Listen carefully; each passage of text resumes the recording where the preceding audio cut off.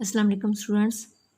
आज का हमारा टॉपिक है resistivity and it's dependence upon temperature.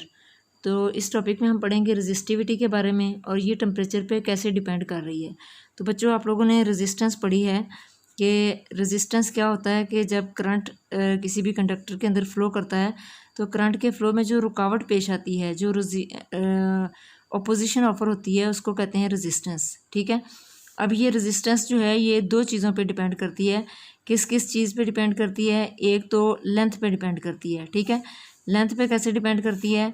हमने देखा, हमारे पास फ़र्ज़ करें ये एक वायर है और ये इसका क्रॉस सेक्शनल एरिया है। इस साइड पे इस तरह से इसका क्रॉस सेक्शनल एरिया है। तो और ये वायर जो है किससे मिलके बनी है? एटमों से। ये एटम है, एटम लेटेस्ट एटम्स, इस वायर के एटम। ठीक है। जिस मटेरियल से ये वायर बनी हुई है उसके एटम है। और ये देखें, ये फ्री इलेक्ट्रॉन्स हैं इसके अंदर जिन्होंने मूव करना है।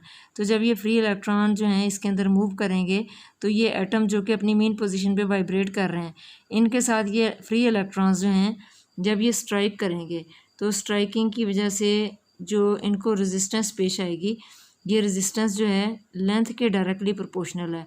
लेंथ के डायरेक्टली प्रोपोर्शनल कैसे? देखें, अगर लेंथ कम है तो रेजिस्टेंस भी कम होगी। अगर हम ये वायर जो है ज़्यादा लेंथ की ले लेते हैं, फ़र्ज़ करें यहाँ से लेकर यहाँ तक इसकी लेंथ ज़्यादा है, तो अब ये जो इलेक्ट्रॉन यहाँ से फ़्लो करके जा रहा है, क्योंकि इस वायर की लेंथ ज़्यादा होगी तो इसको ज़्यादा रेजिस्टेंस का, क्योंकि यहाँ जो एटम होंगे उनसे भी रेजिस्टेंस का सामना करना पड़ेगा। तो रेजिस्टेंस जो है वो डायरेक्टली प्रोपोर्शनल है लेंथ के। हम इस तरह से लिख देते हैं, resistance is directly proportional to length. ठीक है। अब हम देखेंगे कि अगर हमारे पास दो वायर्स हों और एक वायर ये है, इसकी लेंथ, और एक वायर ये है, इनकी लेंथ तो सेम है लेकिन इनका क्रॉस सेक्शनल एरिया जो है डिफरेंट है। ये देखें, इसका क्रॉस सेक्शनल एरिया जो है वो कम है। इसका मतलब ये है कि ये बारीक है या तंग सी है। और ये देखें, इसका क्रॉस सेक्शनल एरिया जो है वो बहुत ज़्यादा है। इसका मतलब ये चौड़ी वायर है। अब यहाँ जो इलेक्ट्रॉन्स फ़्लो करने हैं उनको यहाँ से ये इजीली फ़्लो कर सकते हैं, लेकिन यहाँ जो फ्री इलेक्ट्रॉन्स मूव करने हैं उनको यहाँ स्ट्राइकिंग का सामना करना पड़ेगा। इसका मतलब है इस वायर की रेजिस्टेंस ज़्यादा है, इस वायर की रेजिस्टेंस कम है। तो क्योंकि इसका एरिया जो है वो ज़्यादा है, तो resistance is inversely proportional to area of cross section. जिसका एरिया ज़्यादा है उसकी रेजिस्टेंस कम है, और जिसका एरिया कम है उसकी रेजिस्टेंस ज़्यादा है।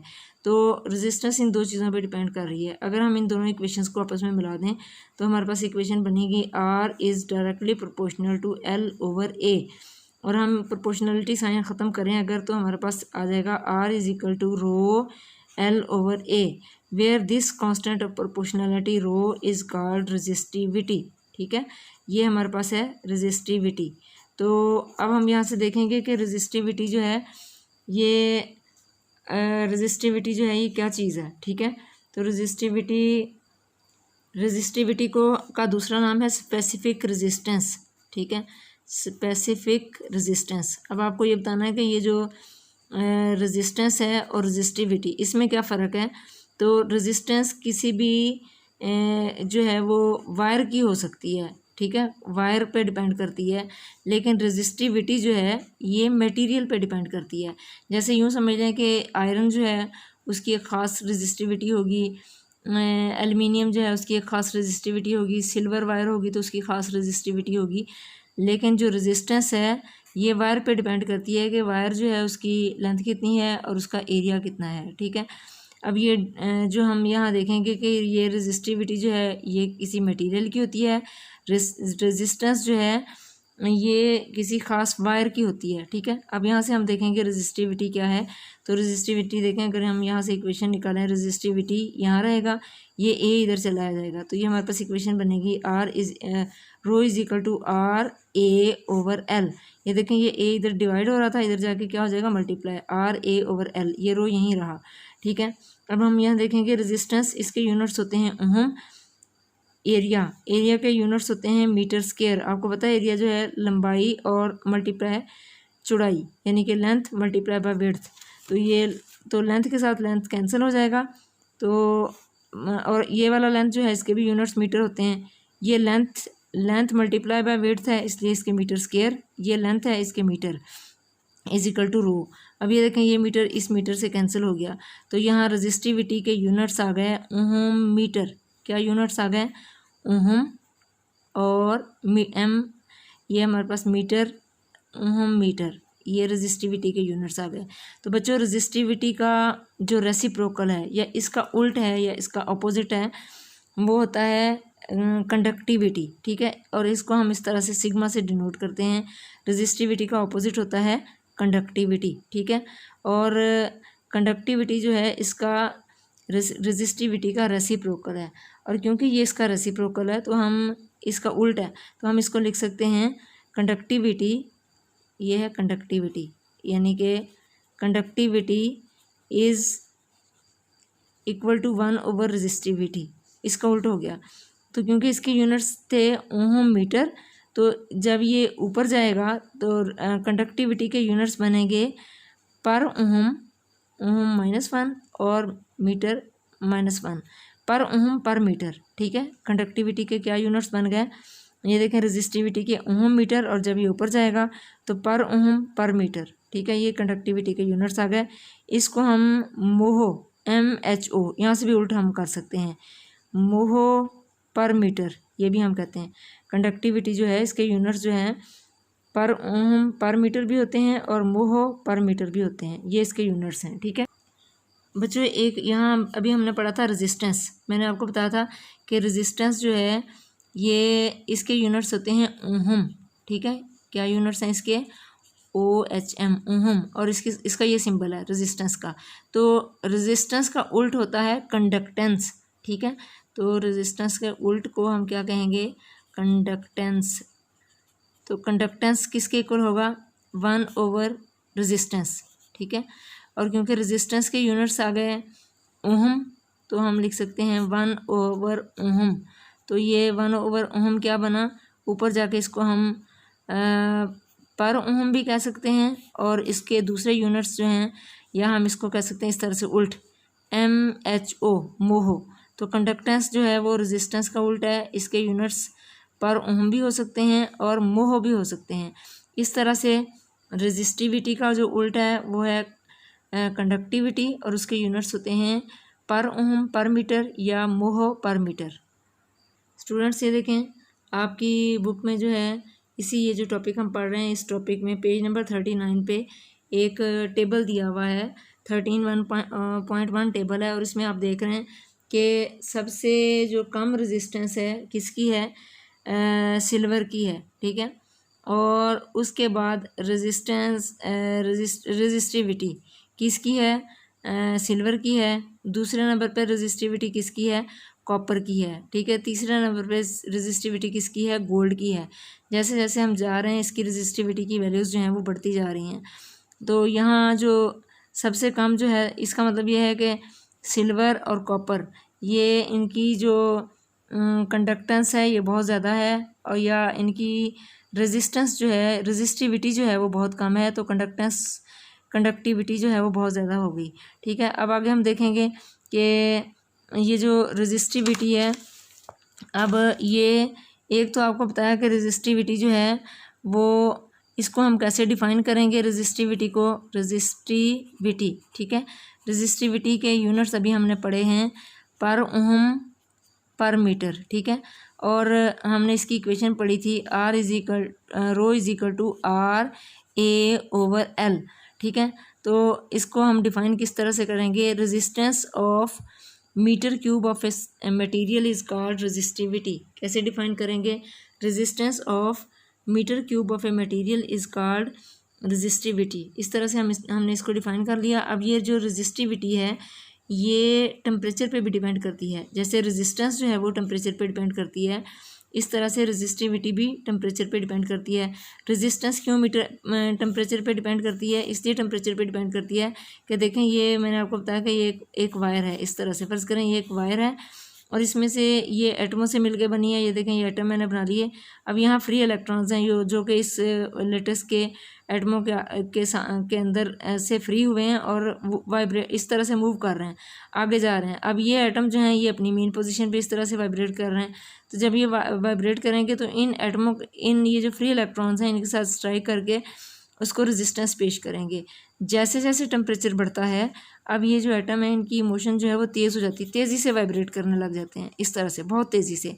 जब बहुत तेज़ी से वाइब्रेट करेंगे तो इलेक्ट्रॉन जो इनके रास्ते में आ रहे हैं उनको ज़्यादा टकराव का सामना करना पड़ेगा, ज़्यादा अपोजिशन ऑफर होगी, तो हम कहेंगे रेजिस्टेंस बढ़ गई। तो जब रेजिस्टेंस बढ़ेगी तो रेजिस्टिविटी भी बढ़ जाएगी। तो रेजिस्टिविटी जो है वो टेम्परेचर पे भी डिपेंड करती है। और एक बात और है कि रेजिस्टिविटी और इसी तरह से रेजिस्टेंस, दोनों, रेजिस्टेंस भी और रेजिस्टिविटी भी, अगर टेम्परेचर कम हो तो देखें ये इलेक्ट्रॉन एटम जो हैं ये बहुत यानी कि इनकी वाइब्रेशन बहुत ज़्यादा नहीं होगी क्योंकि टेम्परेचर कम है। लो टेम्परेचर पे इनकी मोशन जो है वो बहुत कम होगी, इस तरह से वाइब्रेट कर रहे होंगे और यहाँ से इलेक्ट्रॉन्स को गुजरना, फ्री इलेक्ट्रॉन को यहाँ से गुजरना आसान है। और इसका मतलब ये है कि जब टेम्परेचर कम था तो टी टेम्परेचर या ज़ीरो टेम्परेचर पे हम यूँ कह सकते हैं कि टेम्परेचर जो है वो 0 डिग्री सेंटीग्रेड हो। जब टेम्परेचर लो टेम्परेचर पे रेजिस्टेंस भी कम है, R0, 0 डिग्री सेंटीग्रेड पे, 0 डिग्री सेंटीग्रेड पे टेम्परेचर की वैल्यू कितनी है, R0 या बहुत कम। ठीक है, जब हम टेम्परेचर बढ़ा देते हैं और उसको रूम टेम्परेचर पे ले जाते हैं, फ़र्ज़ करें उस टेम्परेचर को मैंने T डिग्री सेंटीग्रेड का नाम दिया है, कोई भी हाई टेम्परेचर 0 से अबव है, कोई भी हाई टेम्परेचर है। अब हाई टेम्परेचर से ही क्या होगा, ये एटमों की मोशन जो है वो तेज़ हो जाएगी। जब एटमों की मोशन तेज़ हो जाएगी तो ये फ्री इलेक्ट्रॉन्स के फ्लो में बहुत ज़्यादा रुकावट पेश करेंगे।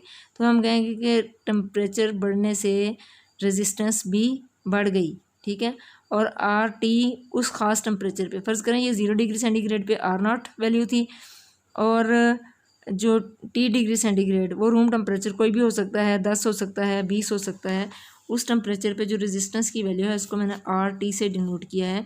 तो हम इसको लिखेंगे कि ये हमारे पास है 0 डिग्री सेंटीग्रेड पे R0 और T डिग्री सेंटीग्रेड पे RT। अब ये देखें बच्चों, ये 0 डिग्री सेंटीग्रेड पे R0 रेजिस्टेंस कम रेजिस्टेंस होगी। फ़र्ज़ करें कोई भी वायर है, ये वाली वायर है 0 डिग्री सेंटीग्रेड पे, क्योंकि इसके मालिक्यूलों की या एटमों की मोशन स्लो है तो रेजिस्टेंस भी कम। सपोज़ मैंने कर लिया 1 ओम है। जब रूम टेम्परेचर हुआ, फ़र्ज़ करें 10 डिग्री सेंटीग्रेड टेम्परेचर पहुंचा तो 10 डिग्री सेंटीग्रेड पे इसकी रेजिस्टेंस बढ़ गई। फ़र्ज़ करें ये 3 ओम हो गई तो ये चेंज इन रेजिस्टेंस कितना आया, 3 - 1, तो चेंज कितना आया, 2 ओम का चेंज आ गया। तो मैं कहूँगी कि चेंज इन रेजिस्टेंस जो है, चेंज इन रेजिस्टेंस ये डायरेक्टली प्रोपोर्शनल है ओरिजिनल रेजिस्टेंस के। Change in resistance original resistance के कैसे डायरेक्टली प्रोपोर्शनल है, इस तरह से कि अगर इसकी रेजिस्टेंस ओरिजिनल रेजिस्टेंस 1 ओम है तो इसमें चेंज भी 2 ओम का आया, और अगर ये 5 ओम होती, ओरिजिनल रेजिस्टेंस ही ज़्यादा होती तो अब चेंज भी ज़्यादा आता, ये 10 ओम हो जाती।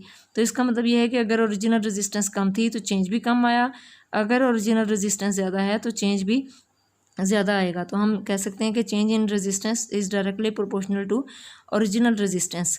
दूसरे लफ्ज़ों में हम ये भी कह सकते हैं, दूसरी बात ये कि चेंज इन रेजिस्टेंस जो है is directly proportional to temperature. कैसे directly proportional to temperature, 10 degree centigrade पे अगर रेजिस्टेंस 10 हो गई तो 15 डिग्री सेंटीग्रेड पे ये 15 हो जाएगी, 20 डिग्री सेंटीग्रेड पे रेजिस्टेंस 20 ओम हो जाएगी। तो इसका मतलब है टेम्परेचर बढ़ता जा रहा है तो रेजिस्टेंस भी बढ़ती जा रही है। तो चेंज इन रेजिस्टेंस जो है वो टेम्परेचर के भी डायरेक्टली प्रोपोर्शनल है। अगर हम इन दोनों इक्वेशंस को मिलाएं तो डेल आर हमारे पास किसके डायरेक्टली प्रोपोर्शनल है, R0T। ठीक है, और अगर हम ये प्रोपोर्शनलिटी साइन ख़त्म करें तो ये डेल आर किसके इक्वल आ जाएगा, इज़ इक्वल टू ये अल्फ़ा। बच्चों ये आपने ये देखना, ये डायरेक्टली प्रोपोर्शनल का साइन है, ये अल्फ़ा, इसको मैंने अल्फ़ा से डिनोट किया है, प्रोपोर्शनलिटी कांस्टेंट है अल्फ़ा R0T। तो यहाँ से अल्फ़ा की वैल्यू क्या आई, ये देखें, ये अल्फ़ा हमने निकाल लिया, change in resistance divided by R0T।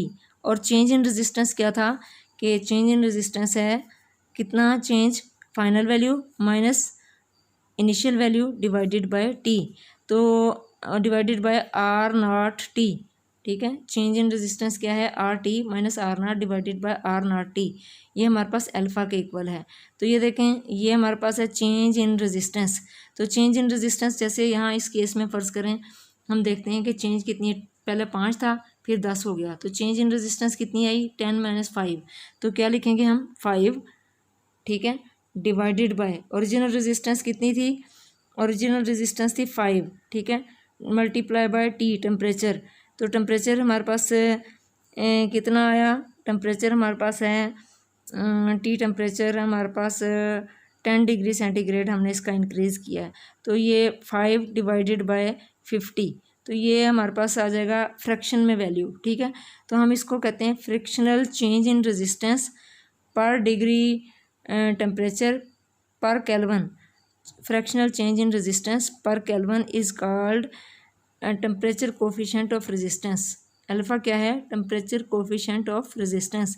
Temperature coefficient of resistance के यूनिट्स क्या आ गए, ओम के साथ ओम कैंसिल हो गया, तो पर केल्विन इसके यूनिट्स आ गए पर केल्विन।